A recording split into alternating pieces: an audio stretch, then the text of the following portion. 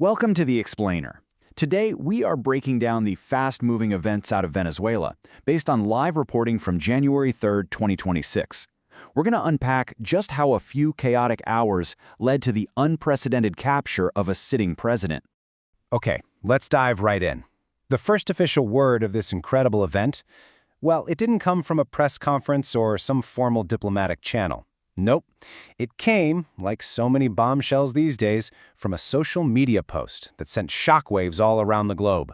And there it is. With that one stunning post, the U.S. president confirmed everything. A direct military strike on a sovereign nation and the capture of its leader. In that single moment, all the rumors and speculation became a shocking new reality.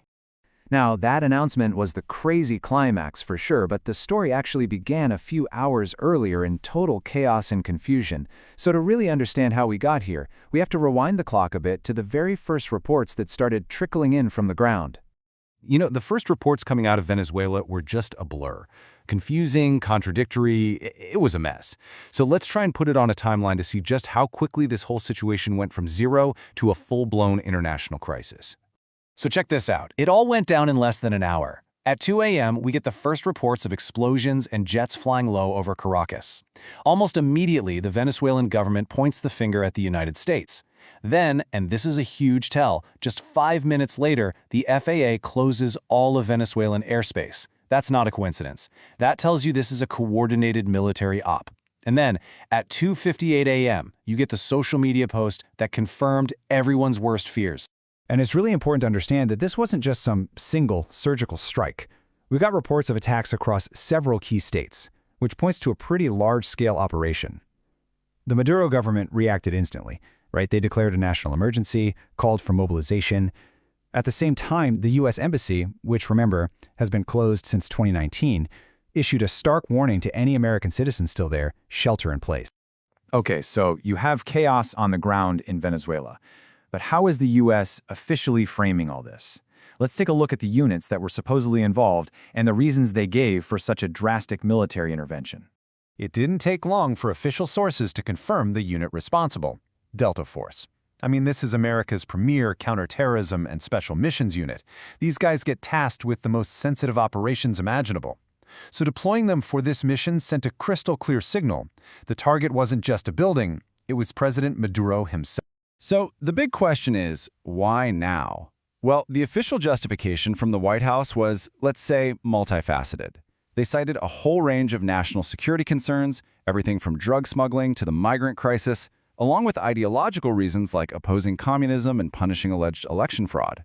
But if you ask Caracas, they'll give you a much simpler and maybe more cynical interpretation that this was purely about seizing Venezuela's huge oil and mineral wealth. And this right here, this post really illustrates the stated endgame. According to Senator Mike Lee, this wasn't just about removing Maduro from power. The whole point was to bring him to the United States to face criminal charges.